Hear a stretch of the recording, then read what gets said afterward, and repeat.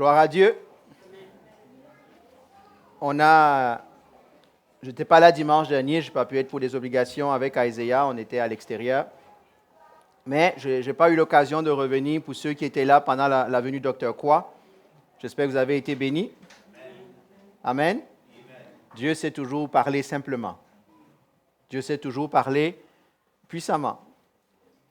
J'aimerais pas continuer ce matin. Depuis quelque temps, je pense que Dieu nous met à cœur certaines petites choses et j'aimerais revenir à des choses de base. Comme j'ai dit un peu plus tôt, le secret de la vie chrétienne, ce n'est pas la grande théologie qu'on a, c'est le peu qu'on sait appliquer. La grande théologie, c'est bien. C'est encore mieux. Evan, c'est tout le monde. Il peut aller, hein? Je voudrais commencer en posant une question. Qui peut me dire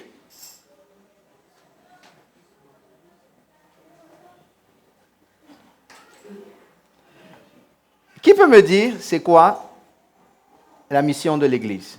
Pas de notre Église, hein? Je ne parle pas de notre Église. Je voudrais savoir à quoi ça sert l'Église. Pourquoi est-ce que Jésus, en partant, n'est pas parti avec l'Église? Pourquoi est-ce que, quand Jésus sauve, pourquoi il nous laisse ici-bas? Ne serait-ce pas simple que dès que quelqu'un a fait une prière sincère, il part tout de suite? Ce serait simple, hein? Ça nous éviterait bien des maux de tête. Ça nous éviterait bien des... Non? Lui, n'a pas de maux de tête? Non, mais c'est pas plus simple. Je ne sais pas. Mais au ciel, tout est parfait. Oui, mais on ne laisserait pas l'opportunité. Donc, la question est, pourquoi nous sommes là? Pour pouvoir amener plus de personnes. Pouvoir amener plus de personnes? Est-ce qu'on est d'accord avec Carl? Pardon? Sauver plus d'âmes? On est sûr? Pardon? Oui, le but de l'Église, ça sert à quoi? Répandre le message? C'est une question simple, hein? C'est de faire de toutes les nations des disciples. C'est quoi? La porte du ciel. OK? En partie, c'est vrai. Pour beaucoup. Et avec qui Eddie? Annoncer que Christ revient bientôt. OK? Donc, ce qui est assez intéressant dans le groupe aujourd'hui, c'est que tous, nous confirmons que si nous sommes là, c'est pour que d'autres âmes viennent au Seigneur. On a tous dit ça, hein? Et pourtant, nous vivons notre vie chrétienne comme si on est sauvé pour que Dieu nous rende heureux. On va aller à la base, là. On est d'accord? Il faut qu'on remette les choses en place, là. Si nous sommes d'accord que Christ nous laisse l'Église, laisse les croyants sur terre, afin d'être la porte du ciel, afin de témoigner, afin d'annoncer, pourquoi est-ce que nous vivons notre vie chrétienne comme si Dieu est là pour arranger nos affaires? Beaucoup de chrétiens vivent comme si le monde tourne autour d'eux. Est-ce qu'on peut se parler face à face? Quand vous n'avez pas le choix, à moins que vous me tourniez le dos, ce qui serait irrespectueux.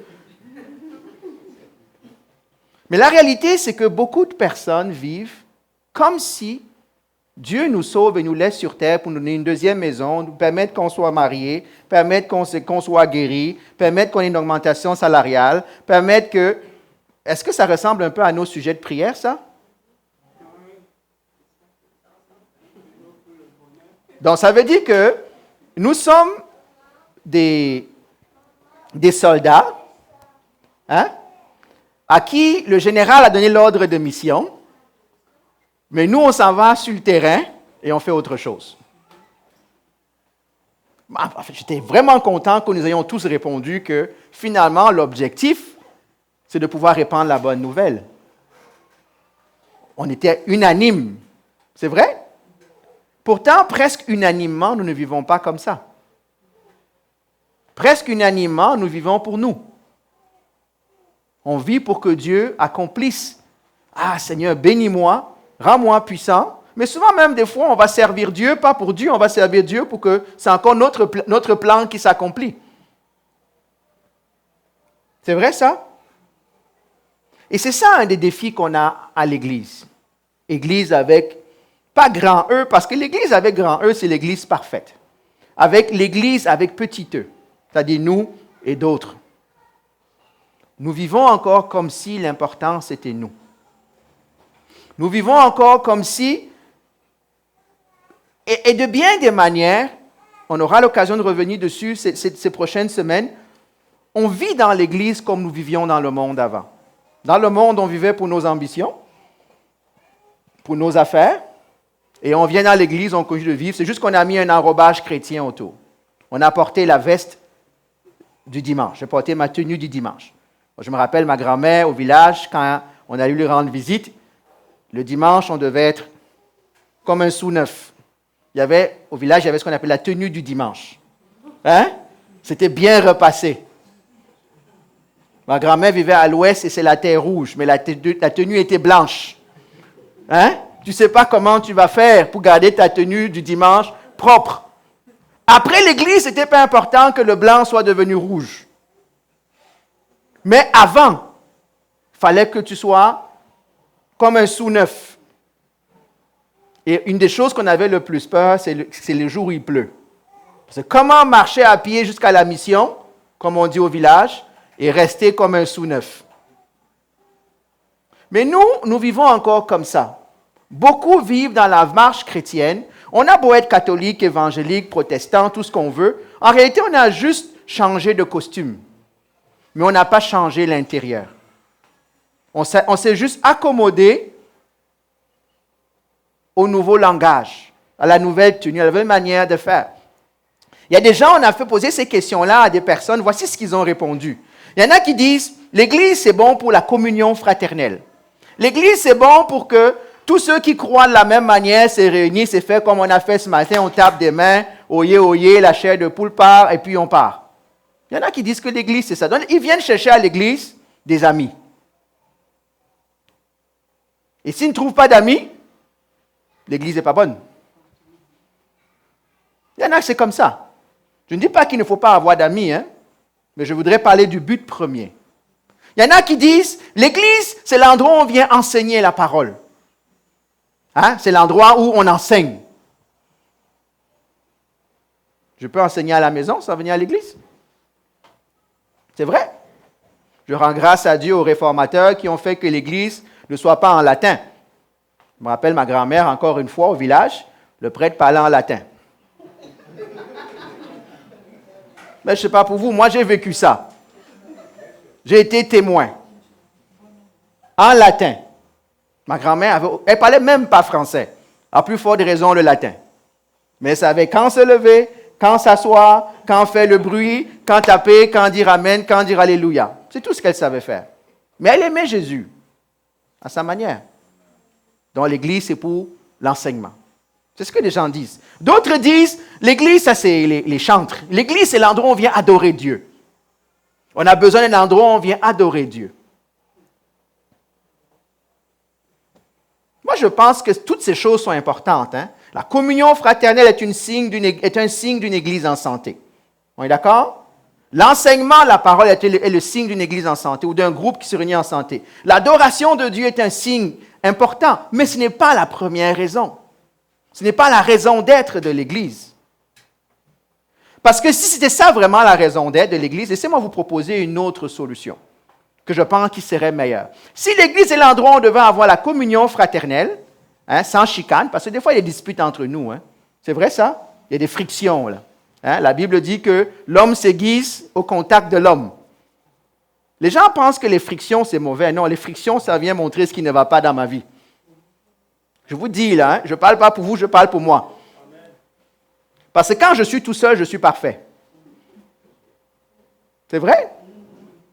Non, mais est-ce qu'on peut se dire la vérité là? Peut-être vous, quand vous êtes tout seul, vous vous trouvez imparfait. Moi, quand je suis tout seul, je suis très bien. J'ai besoin de rien. Je suis parfait. Je suis le meilleur mari, le meilleur père, le meilleur tout ce que tu voulais, le meilleur pasteur, le meilleur tout. Tout seul, je suis parfait. Mais dès que je vous rencontre, vous êtes mon problème. Ce n'est pas moi le problème, c'est vous. Je parle de moi. Vous êtes parfait, je sais. Ah, mais ça, on le dit, mais quand on le vit, pourquoi on se fâche? Si on confesse que nul n'est parfait, pourquoi quand tu me rencontres moins imparfait, tu m'en veux? Tu viens juste de manifester une vérité que tu proclames. Peut-être que Dieu t'utilise toi pour me montrer comment moi je suis imparfait. C'est vrai? Mais peut-être aussi que Dieu m'utilise moi pour te montrer comment toi tu es imparfait. Peut-être, hein? Moi, je sais que pour moi, c'est ça.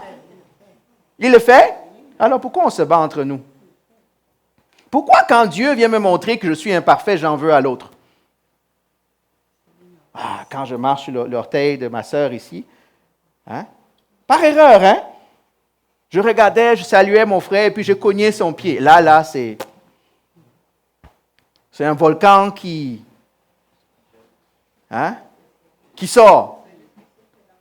C'est à cause de moi. Non, ce n'est pas à cause de moi. Le volcan était déjà là. J'ai juste été l'allumette qui a allumé le volcan. C'est vrai? Donc, si le but premier, c'était d'avoir une communion parfaite, Dieu nous emmènerait au ciel tout de suite. Parce qu'au ciel, il n'y a plus de larmes, il n'y a plus de chicane. On est tous devenus parfaits. On va se voir au ciel, salut, salut, on va tous avoir le sourire jusque-là, il n'y aura pas de problème. Donc, si c'était la communion fraternelle pour laquelle on se réunissait, je pense que Dieu nous emmènerait tout de suite au ciel. Vous êtes d'accord avec ça? Parce que si c'était pour ça, ben, son plan n'est pas bon, là. Parce qu'il nous laisse pour la communion, on n'arrive pas à avoir des communions parfaites. Si c'était pour l'enseignement, il est où le teacher? Il est au ciel. Il nous amènerait directement dans sa présence. Hein, Paul dit que nous savons tout comment? Partiellement. Mais quand nous serons là-haut, nous connaîtrons tout comment? Parfaitement. Donc si c'était une question de connaître tout parfaitement, ben, il nous emmènerait là-bas. On connaîtra tout. C'était une question d'adoration seulement. Quel est l'endroit où on adore le mieux? Au ciel. Vous avez déjà entendu la chorale des cieux chanter? Prenez la meilleure chorale que vous avez jamais entendue et vous dites que c'est bon, la chair de poule, multipliez ça par 1 million. Donc, ces choses sont importantes, mes frères et sœurs, mais ce n'est pas la raison première pour laquelle l'Église reste sur terre. Il faut que nous le comprenions. Sinon, nous serons un soldat qui aura jamais rempli sa mission première. Il aura toujours rempli la mission secondaire. Moi, quand j'étais dans l'armée, on faisait quand je faisais mon service militaire, ils venaient tous les matins vérifier est-ce qu'on a bien boutonné nos chemises, si le lit est bien fait. Si tu passes toute ta carrière de militaire à juste bien boutonner ta chemise, quand tu manges les spaghettis au mess des officiers, ne pas mettre du blanc, de la sauce tomate sur ta chemise, tu n'es pas un militaire. Tu es un spécialiste de l'habillement.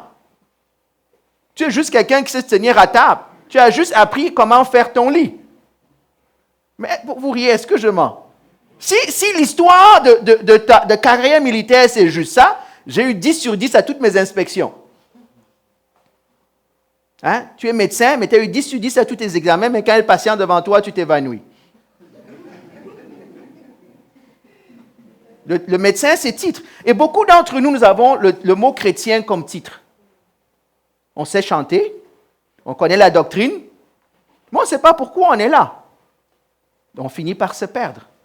Ça fait, en anglais, on dit shallow. Ça fait une vie chrétienne qui est shallow, sans profondeur. C'est juste une vie de surface. Parce qu'on n'est jamais vraiment rentré dans l'arène de c'est quoi être chrétien. J'aimerais que Dieu nous booste ici, là. J'aimerais que Dieu nous remette les idées en place, si jamais on les avait perdues. Ou peut-être qu'on ne vous a jamais enseigné comme ça. Ce ne serait pas un message « wow hein. ». Vous n'allez pas en disant « j'ai eu une grande révélation aujourd'hui ». Je ne fais que vous dire ce que vous savez déjà. Pierre a dit, je ne me lasse de vous répéter les mêmes choses. Parce que nous sommes des fois durs d'entendement. Parce que des fois, on oublie. Est-ce que vous me suivez? Amen? OK. Donc, c'est quoi la mission? Dr. Quoi emploie une expression que je voudrais, sans hésitation, réemployer. Pas parce qu'il a dit quelque chose de nouveau, juste comment est-ce qu'il l'a mis. Qui connaît le besoin de Dieu? Nous connaissons nos besoins. Et nous allons vers Dieu avec nos besoins. C'est vrai? La question est à l'envers. Qui connaît ici le besoin de Dieu? Qui peut exprimer c'est quoi le besoin de Dieu? C'est une question que je vous pose pour qu'on discute. On va faire une prêche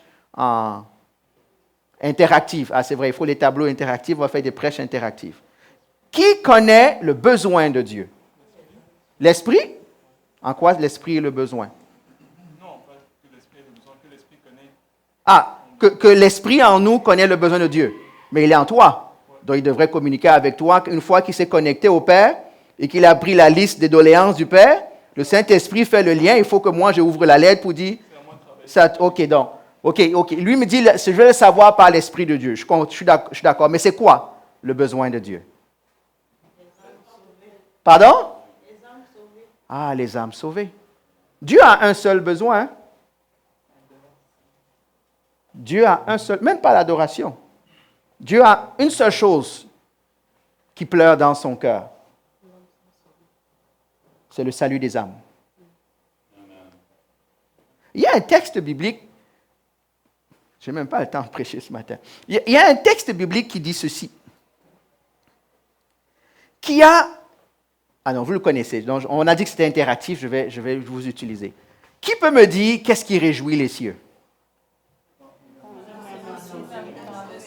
Pardon? Quand une âme est sauvée. Vous êtes d'accord avec ça?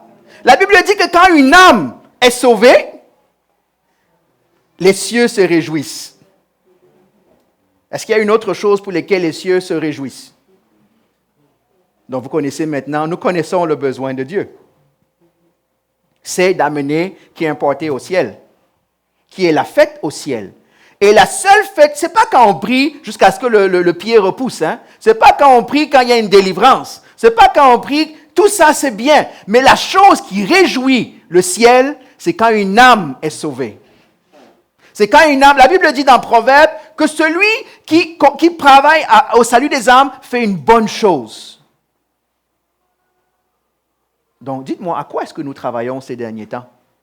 À quoi est-ce que tu travailles ces derniers temps? Est-ce que tu travailles pour toi? Est-ce que je travaille pour moi? Est-ce que nous, en tant qu'Église, on travaille pour nous? Ou on travaille pour le besoin de Dieu? C'est ça la question, hein? En passant que nous devrons nous poser jusqu'à ce que le Seigneur nous revienne. Parce que le Seigneur, c'est ça cette question qu'il va nous poser. C'est qui? C'est bon et fidèle quoi? Adorateur. Allant à l'église. Enseignant. Fidèle. Serviteur. Et on connaît l'ordre de mission. Travailler au salut des âmes. Je vais aller plus loin dans l'enseignement que je vais donner, parce que le salut des âmes, ça va un peu plus loin que ça, là. Mais restons là-dessus. Parce que quand je dis ça, il y en a qui vont entendre, « Ah, mais moi, je ne suis pas appelé évangéliste. Moi, je ne suis pas appelé à prêcher dans la rue. » Le salut d'une âme ne dépend pas toujours de ce qu'on dit dans la rue. Est-ce qu'on est d'accord? C'est tout ce que ça prend pour qu'une âme soit sauvée, pour qu'une âme arrive où elle doit être. La Bible dit que la seule chose qui glorifie Dieu, c'est quand une âme est sauvée. Le plus grand miracle, moi je le crois le plus profondément, le plus grand miracle, c'est une âme qui se tourne vers Dieu. Il n'y a pas de plus grand miracle. Vous allez me dire, mais comment tu sais ça? Parce que regardez comment votre vie a changé. Comment on nous dit que la seule chose qui réjouit le ciel, c'est quand une âme est sauvée. Ah, j'ai délivré quelqu'un de 15 démons. Ça passe blip, blip. comme au ciel. Vous avez vu, c'est une ligne, il y a point de ligne, là. Ça reste, il n'y a pas de vie, là. Ah, j'ai ressuscité un mort. Au ciel. Une âme, pas j'ai sauvé, hein. Une âme est venue à Christ. Là, tout à coup, l'électrocardiogramme commence, il y a la vie qui part. Là, je parle des médecins, là. C'est ça. C'est ça qui glorifie le Père. Vous savez pourquoi ça le glorifie? Laissez-moi vous donner une autre raison. Il a donné son prix le plus grand pour chaque âme qui est sauvée. La petite coupe que nous avons bu tout à l'heure, c'est ça. Il a payé un grand prix pour chaque âme. Plus qu'une délivrance, plus qu'une guérison. Ne confondez pas les effets secondaires d'un médicament avec sa cause principale. La délivrance, la guérison, la bénédiction ne sont que les effets secondaires du salut. Ce n'est pas la raison d'être. Il y en a qui font toute leur vie sur les effets secondaires. Et il manque l'effet principal. Il y a un médicament, j'ai entendu aux nouvelles, qui était bon pour la dépression, mais ils se sont rendus compte qu'en effet secondaire, ça coupe la faim. Et ils ont commencé à prescrire ce médicament-là à des personnes qui ont des boulimies. Donc, imagine, tu prescris un médicament pour son effet secondaire. Les médecins, qu'est-ce que ça donne? Ils ont été bien déprimés après. Ça a créé bien d'autres problèmes. Mais là, ils ont arrêté de manger. Hein? Vous avez bien d'autres problèmes. Quand on ne reste pas dans l'effet primaire, quand on ne reste pas dans la raison d'être, on manque le bateau. Moi, je vous dis une des phrases qui me fait le plus peur. Quand tu arrives au ciel, la Bible nous raconte une histoire qui dit que quelqu'un arrive au ciel. Jésus lui dit, les boucs à gauche, les chèvres à droite. Vous connaissez ce texte-là? Oui. Ok, c'est vrai, les brebis. Mais comme quelqu'un disait, on nous appelle des brebis. On aurait pu choisir un autre animal plus, le lion, je ne sais pas moi, mais la brebis. Sans défense, bête, tu dis assis, tonton, c'est tout ce que tu fais la brebis. Non, mais vous riez, mais c'est une bonne image. Hein? Ça montre notre dépendance vis-à-vis du Seigneur. Parce que vous avez appelé lion, là, on serait tous en train de rugir partout, croyant qu'on a une autorité. Mais il nous a appelés des brebis. Donc les brebis à gauche et les boucs à droite. Il y a quelqu'un qu'on a envoyé à droite. Et puis il dit, mais Seigneur, j'ai chassé les démons, j'ai ressuscité des morts, j'ai prophétisé en ton nom. Le Seigneur a dit, qu'est-ce qu'il a dit? Oh, arrière de moi, je n'étais... merci beaucoup. Hein? Arrière de moi, serviteur d'iniquité, je ne vous ai jamais connu. Comment ça, quelqu'un qui a chassé des démons, qui a ressuscité des morts? Pourtant, c'est ce qui nous impressionne. Hein? Hein? Moi, mon CV, là, c'est 4 résurrections et 12 délivrances. Toi, c'est comment? On compare nos CV, là. Pourquoi nous vivons comme ça, là? Ce n'est pas 4 résurrections. Je suis à 0 encore. OK?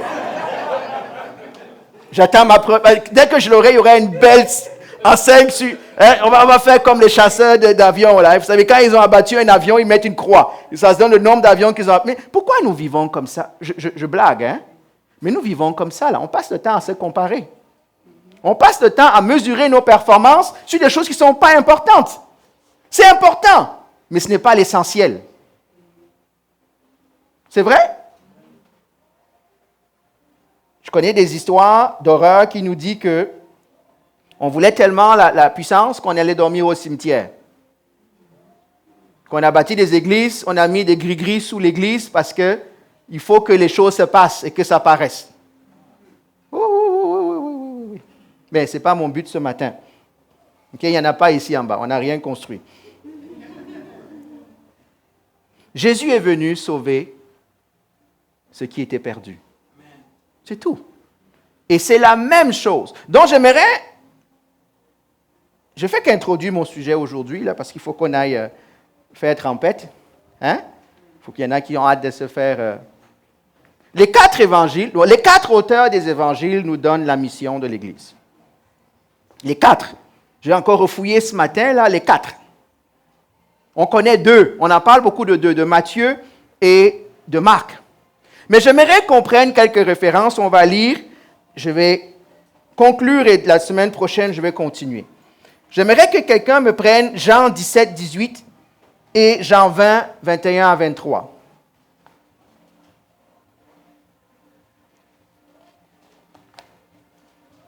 Jean, j'ai dit quoi? 17, 18.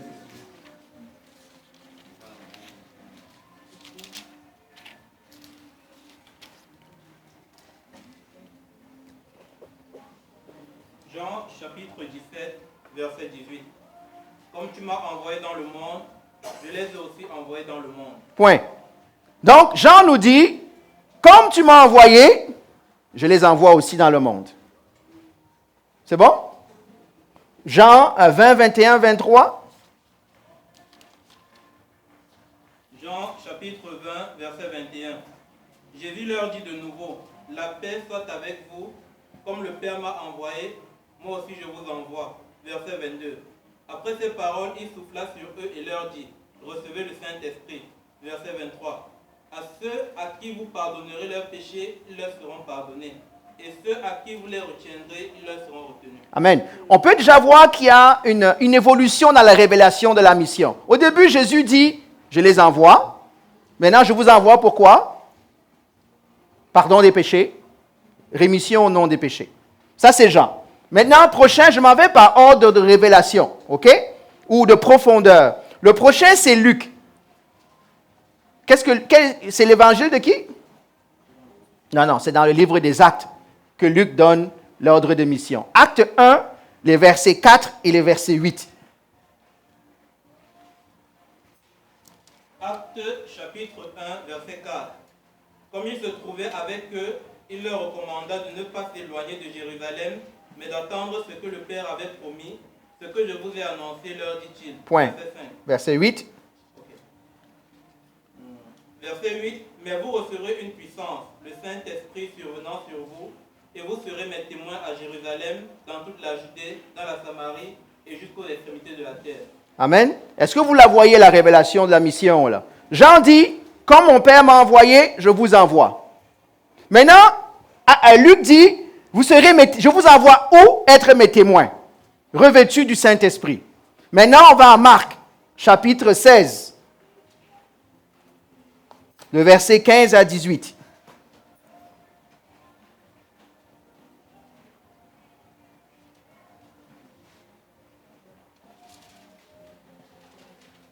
Il y en a qui ont oublié leur Bible? Puis il leur dit, allez par tout le monde et prêchez la bonne nouvelle à toute la création. Dès qu'il croira et qui sera baptisé sera sauvé, mais celui qui ne pourra pas sera condamné.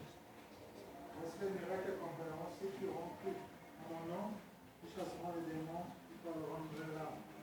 Verset 18. Ils saisiront les serpents, s'ils boivent quelque breuvage mortel, ils ne recevront point de mal. Ils imposeront les mains malades, les malades seront guéris. Amen.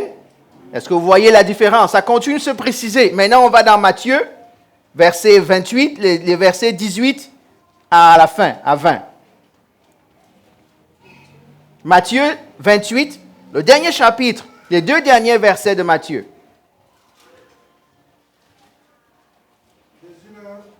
Jésus s'étant approché leur parla ainsi. Tout pouvoir m'a été donné dans le ciel et sur la terre. Allez faire de toutes les nations les disciples, les baptisant au nom du Père, du Fils et du Saint-Esprit. Et enseignez à observer tout ce que je vous ai prescrit. Et voici, je suis avec vous tous les jours jusqu'à la fin. Amen. Est-ce que vous avez suivi? Commençons par Jean. Qu'est-ce que Jean dit? Comme j'ai été envoyé, je vous envoie. D'accord? Et qu'est-ce qu'il fait? Il souffle sur eux. Tout simple.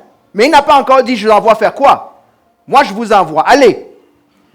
Donc, Jean représente le fait qu'on a besoin d'aller. Mais Jean, au verset, le dernier section, on a lui dit, celui à qui vous pardonnerez sera pardonné. Celui à qui vous ne pardonnerez pas ne sera pas pardonné. De quoi il parle? Il parle de l'accès au ciel. C'est la porte d'entrée. Le pardon des péchés. Même si on sait que c'est Dieu qui pardonne. Mais on le fait en son nom. On est le porte-parole. Maintenant, c'est ce qu'il nous dit. Il ne dit pas plus. Luc prend le relais. Luc dit, allez, attendez que vous receviez la puissance, parce que l'homme ne peut pas faire l'œuvre de Dieu par ses propres forces. Et une fois que vous aurez reçu cette puissance, qu'est-ce que vous ferez? Vous serez mes témoins. Où? À Jérusalem, en Judée, en Samarie et jusqu'aux extrémités de la terre. C'est quoi ta Jérusalem à toi? Montréal. Hein? C'est quoi ta Judée? Le Québec. C'est quoi la Samarie? On va faire la géographie ensemble. OK? Mais est-ce que vous le voyez? Jean dit, ouvrez les cieux. Maintenant, Luc dit, recevez la puissance et soyez mes témoins. Maintenant, Marc va plus loin. Marc dit, proclamez. Guérousseau, c'est un héros qui proclame. Il proclame quoi? Que le royaume de Dieu est venu. Celui qui croira sera sauvé. Celui qui ne croira pas et sera baptisé. Celui qui ne croit pas ne sera pas sauvé. Mais il rajoute une chose. En mon nom, vous chasserez les démons. Il rappelle que nous sommes aussi des témoins de l'autorité de Dieu. Qu'il y a une autorité qui dépasse l'autorité du monde. Qu'il y a une autorité qui dépasse l'autorité de Satan. Est-ce que vous voyez comment ça se rajoute là? Allez, ouvrez les cieux. Puissance. Vous êtes mes témoins partout. Maintenant, prêchez, non proclamez. Ceux qui sont sauvés, gloire à Dieu. Ceux qui ne sont pas sauvés, tant pis pour eux. Et manifestez ma puissance. Mais on ne peut pas juste chercher la puissance. Hein? La puissance qui n'est pas rattachée au salut des âmes, c'est une puissance inutile. C'est juste du gris-gris, là. C'est juste du maraboutage, là. Parce que ça va m'amener au salut. Il y a des gens qui vont à la prière tous les jours, qui reçoivent des miracles, mais qui ne sont jamais sauvés. Vous savez ça? Oui. Des fois, c'est nous, hein? On va juste chercher le miracle. On va chercher Dieu comme la source de notre bénédiction, mais on ne veut pas le Dieu lui-même qui nous sauve. Parce que Dieu est miséricordieux. Et maintenant, Luc finit en disant quoi? Luc s'en va un peu plus loin. Ce n'est pas seulement de proclamer, c'est de faire des gens des disciples. Oh! Remarquez-le, là. C'est le seul qui parle de disciples. C'est le seul qui dit, proclamez, mais faites-en des disciples. Apprenez-leur à faire quoi? À mettre en pratique la parole. Apprenez-leur à mettre en pratique ce que je vous ai enseigné. Donc, ce n'est pas seulement de faire des sauvés, c'est de faire des disciples. Moi, j'aimerais vous challenger, nous challenger personnellement. Beaucoup d'entre nous se sont arrêtés à Marc. On a juste proclamé. Mais on n'est jamais devenus des disciples. Je voudrais vous challenger dans votre marche avec Dieu. Êtes-vous juste sauvés ou êtes-vous des disciples? Vous allez me dire, mais comment on sait? Je vais parler à partir des prochaines semaines. C'est quoi les caractéristiques d'un disciple? Parce qu'il faut qu'on se remette en question les uns les autres, là. Sinon, on est juste en train de jouer au big, là. On est juste en train de s'amuser. Est-ce que vous comprenez ce que je veux dire? Dieu nous challenge, parce que si on doit aller plus loin, laissez-moi vous dire une chose, un non-disciple ne pourra jamais produire un disciple. Un non-sauvé ne pourra jamais amener quelqu'un au salut. Où vous êtes, vous ne pourrez pas amener quelqu'un plus loin que l'endroit où vous êtes. Si nous, en tant qu'Église, on s'est arrêté à... C'est tout ce qui importe, c'est d'aller ramasser des gens dehors, les amener pour qu'ils s'asseyent, et que c'est tout ce qu'on fait, on est en train de perdre des âmes. Oui, on a dit que c'était interactif. Non, c'est juste que je me posais la question, est-ce qu'on peut se faire disciple soi-même? Non. On peut, par la grâce de Dieu.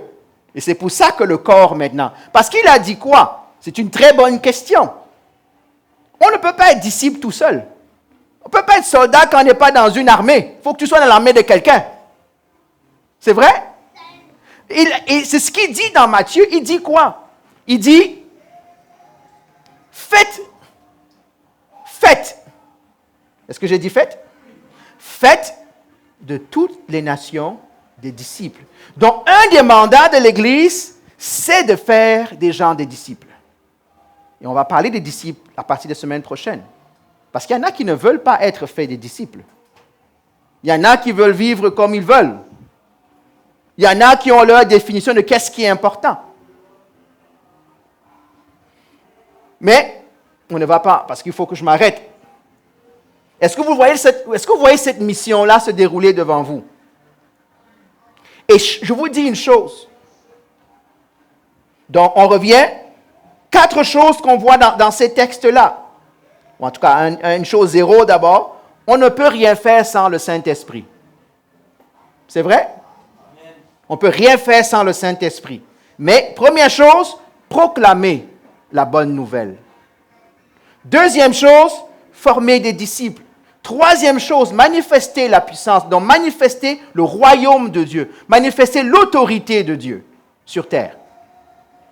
Voilà ce qui nous est demandé. Remarquez en passant, pour ceux qui sont étudiants de la parole, moi, c'est des choses qui attirent mon attention. Il n'a jamais dit aller sauver. Hein? Est-ce que dans les textes qu'on a lus, il a dit sauver? Quand il a parlé de salut, il a dit ceux qui croiront seront sauvés. Il n'a pas dit baptisez-les, prêchez, sauvez-les. Parce que le salut n'appartient qu'à Christ seul. C'est vrai? Mais le mandat de proclamer, le mandat de former, le mandat de ceci m'appartient à moi. Christ fait sa part. C'est sauver. Je vous dis, le plus grand miracle, c'est le salut d'une âme. Le plus grand miracle. Maintenant, dernière question et j'ai fini. À qui s'adresse ce mandat? Aux évangélistes? Aux pasteurs? Aux apôtres? À l'Église? Ou bien à tout le monde? Pardon? À tous ceux qui sont sauvés. Et j'entends très souvent les gens qui disent, oui, mais moi, je ne suis pas évangéliste. Ah, mais moi, je ne suis pas prédicateur. Ah, mais moi, je ne suis pas prophète. Heureusement que tout le monde n'est pas prédicateur. Si tout le monde était prédicateur, on prêcherait à qui? Non, mais je vous pose la question. Et moi, quand je grandissais, si tout le monde était joueur, qui regarderait le match? Si tout le monde chantait, on conduirait qui dans la louange? Ce que je veux dire, c'est que chacun a une place dans le corps. Mais la Bible dit que tout ça, tous ces dons, tous ces ministères servent à une seule chose: l'édification d'une âme. Est-ce que vous me suivez? Si tu es celui qui nettoie l'église, tu es en train d'édifier une âme. Si tu es celui qui fait à manger, si tu es celui qui compte la dîme, si tu es celui qui enseigne, si tu es celui qui tape à la batterie, quel que soit ce que tu fais, tout ça contribue à l'édification du corps pour élever une âme. Pour aider une âme à être formée, à être un disciple. Mais nous avons un problème majeur. Nous méprisons les petits jobs. C'est vrai? On méprise. Ah, moi, comme je ne prêche pas, comme je n'enseigne pas, moi, je suis inutile. Vous avez déjà entendu ça? Vous avez déjà dit ça? Non. Ça n'a rien à voir. Je voudrais encourager, comme Angelaire a fait pour quelques-uns parmi nous ce matin. La Bible dit, je vous donne les références, vous lirez après. Il a dit, il a fait de nous des co-ouvriers avec lui. Il a fait de toi, de moi, un co-ouvrier. Ça veut dire quoi? Co-ouvrier, ça veut dire quoi? Qui travaille avec. Ça veut dire que chacun d'entre nous est co-ouvrier. Tu casses les pierres, tu es co-ouvrier. Tu peins le mur, tu es co-ouvrier. Ce qui importe, c'est la maison qui est bâtie. Ce n'est pas la tâche individuelle de chacun. Dis à ton voisin, co-ouvrier. Dis, je suis co-ouvrier. Toi aussi, tu es co-ouvrier. Il faut que tu acceptes cela. Il faut que tu acceptes que tu es co-ouvrier. Il faut que tu te vois comme un co-ouvrier. Mais qui œuvre à quoi? Proclamer, faire des disciples, manifester la puissance de Dieu. C'est ça qu'on est co-ouvrier. Pas co-ouvrier pour que tu aies un deuxième compte en banque. Si Dieu t'en donne un, gloire à Dieu. Mais ce n'est pas ça le mandat premier. C'est ce qu'il a dit, co-ouvrier. Maintenant, vous allez me dire, OK, co-ouvrier, c'est une manœuvre. Hein, ce n'est pas important. C'est vrai? C'est un capiste. Il dit, dans Apocalypse, chapitre 1, 1 Pierre, chapitre 2, il dit, il a fait de nous des prêtres, des sacrificateurs, des rois. Il a fait de nous une nation de prêtres, de rois et de reines aussi. Il n'y a même pas d'alléluia dans la salle. Je vais faire comme Dr. Quoi maintenant. Vous voulez que je prêche comme Dr. Quoi pour que ça paraisse passer, là, que je prenne mon mouchoir, je vous dis, vous ne m'écoutez pas, hein? Que je... C'est ça. What's wrong with you people? I am preaching good. I am enjoying myself. Là, maintenant, vous comprenez de quoi je parle? OK? Il faut que j'ai un mouchoir dimanche. Il faut que je tape la table. Pour réveiller. Hein? Oh boy. Hein?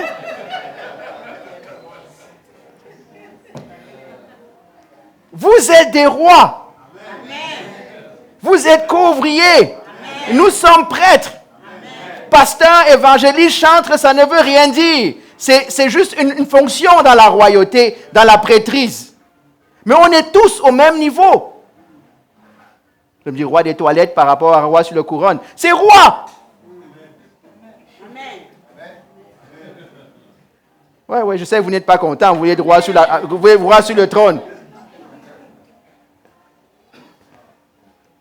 S'il vous plaît, je nous exhorte à comprendre ce message simple. Que nous sommes appelés à ça. Nous sommes appelés pas juste pour que Dieu bénisse nos vies. Nous sommes appelés pour que, quelles que soient nos vies, on serve à être des témoins, à proclamer, à grandir, à faire d'autres grandir. Maintenant, vois l'opportunité quand ton frère vient frotter là, et que les étincelles sortent. Vois ça comme l'opportunité de grandir. Ne vois pas ça comme l'opportunité de « Ah, quitte-moi là », comme on dit au pays. Tu me déranges, je ne t'aime pas, ne viens plus chez nous, ne m'appelle plus, t'assois plus à côté de moi. Pourquoi vous riez? Quand il y a 4-5 personnes que c'est comme ça, vous changez d'église. Oh boy. Il faut que je le parle en anglais. Oh boy. Hein? I'm preaching good. I'm preaching good. C'est pour ça qu'il faut que je dise. Là, maintenant, vous êtes contents. Un petit secret. Hein? Quand vous allez dans l'autre église, il y aura encore d'autres personnes. Qui vont encore faire comment? Qui vont frotter. Vous allez faire le tour des églises de Montréal. Vous allez prendre l'avion. Quel est le pays le plus loin que vous connaissez là? En Australie. Vous allez aller à l'église. Ça va encore frotter. Et vous serez en train de redoubler votre classe. C'est comme un parent, quand l'enfant ne réussit pas à l'école, on change d'école. Est-ce qu'en changeant d'école, il a changé de niveau? S'il ne sait pas lire ABC, il ne saura pas lire ABC là-bas. Mais on abandonne tellement facilement, les amis.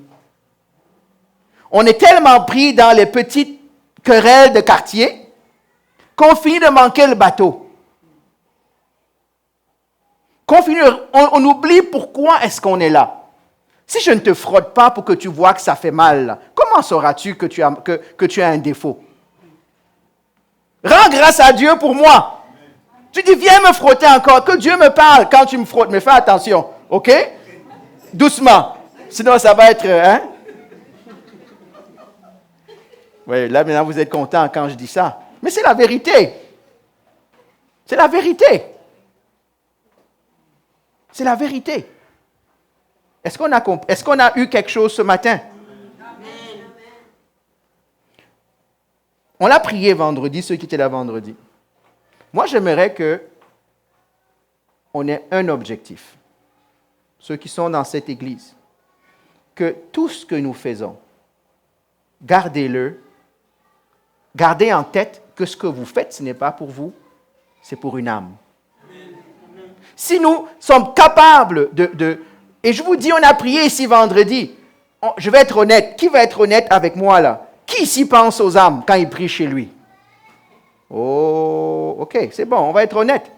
Mais il faut prier. Si ton cœur n'est pas tourné vers les âmes, tu dis, Seigneur, incline mon cœur. Aide-moi à avoir le souci des âmes. Aide-moi à avoir ton besoin soit mon besoin. Est-ce que c'est vrai ce que je dis? On doit apprendre à notre cœur, Seigneur, aide-moi à saigner de ce qui te fait saigner toi. Qu'est-ce que ça dit? Celui qui fait de l'Éternel ses désirs, ses délices, il accomplira.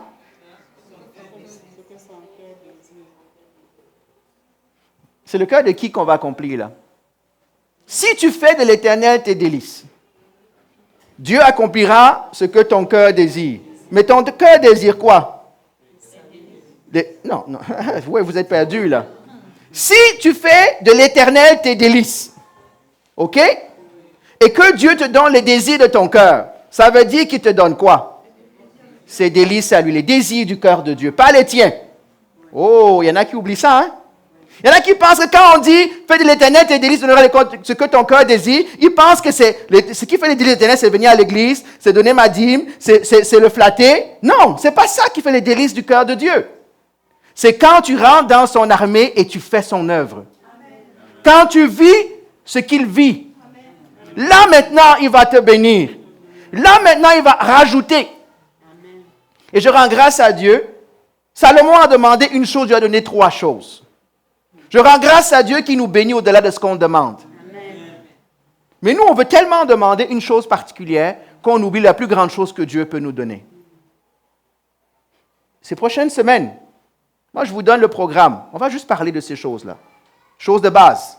On va revenir, pas à la base, mais le succès de la vie chrétienne. Si vous comprenez ça, si nous comprenons ça, et que nous devenons une église qui met ça au centre de ce qu'on fait, je vous assure qu'il y aura des choses que nous ne croirons même pas en regardant. Amen. Un petit devoir pour chacun d'entre nous. Qui peut me dire ce que ça veut dire marcher par l'esprit? Allons méditer dessus. Ça veut dire quoi marcher par l'esprit?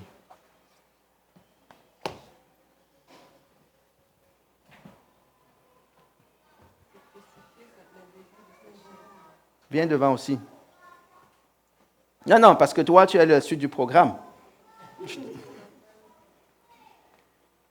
Elle a dit que marcher par l'esprit, c'est crucifier les désirs de sa chair. C'est vrai ça?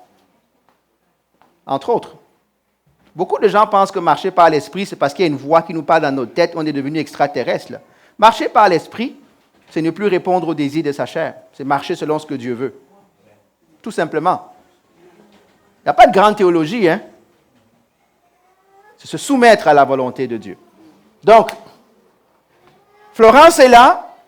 Pourquoi? Parce qu'elle va plonger dans la piscine.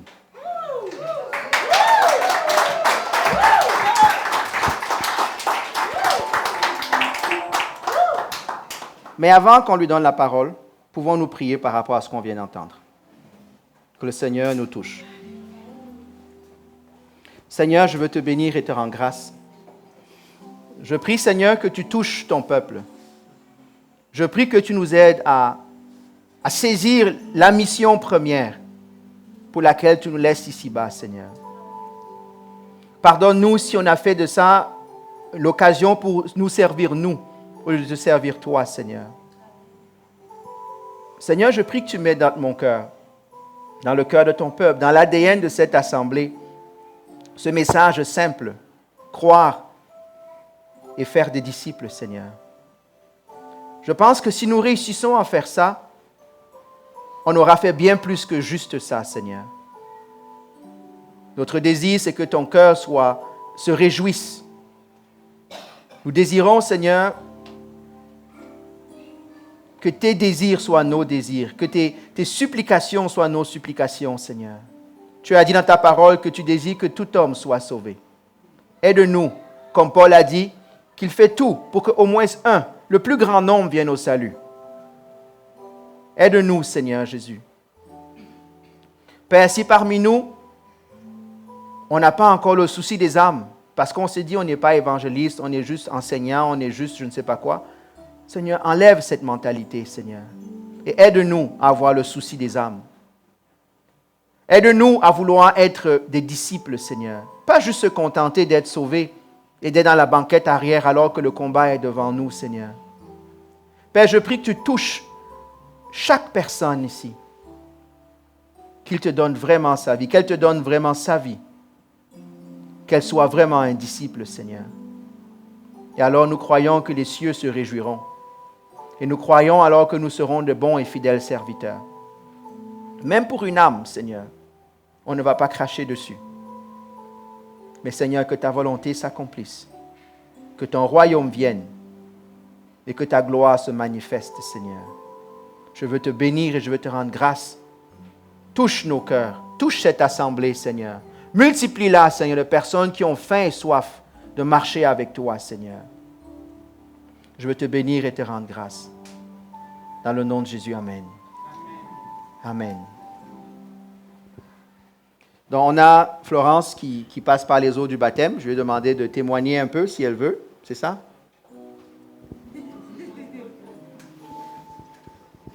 Bonjour. Oui.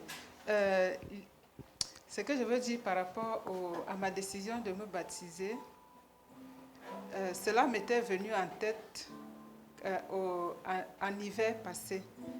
J'avais hâte que l'été vienne et que je puisse me baptiser, mais entre-temps, dans ma tête, je me disais que j'avais pris le baptême, j'avais fait ceci. Dieu a mis dans mon cœur de surpasser ces idées, et de pouvoir répondre à l'appel qu'il m'a donné. Et j'ai décidé que je vais montrer officiellement, je vais sceller officiellement mon alliance avec lui aujourd'hui en passant par les eaux.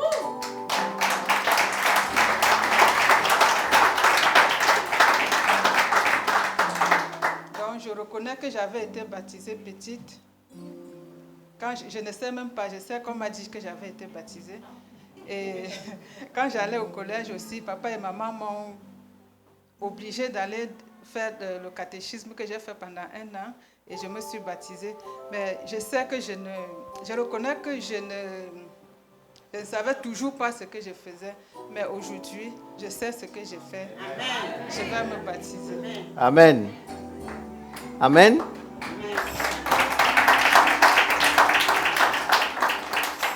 Donc, je vais demander à Angénère de venir animer un peu pendant que Florence et moi, on va se mettre en tenue plus adéquate pour entretenir le peuple de Dieu. Hein, un peu plus de bikouti, tout ce que tu veux, là, c'est que tu es devenu bon. Que nous, on puisse se changer. Juste jouer 1, 2 cantiques. T'as pas prévu?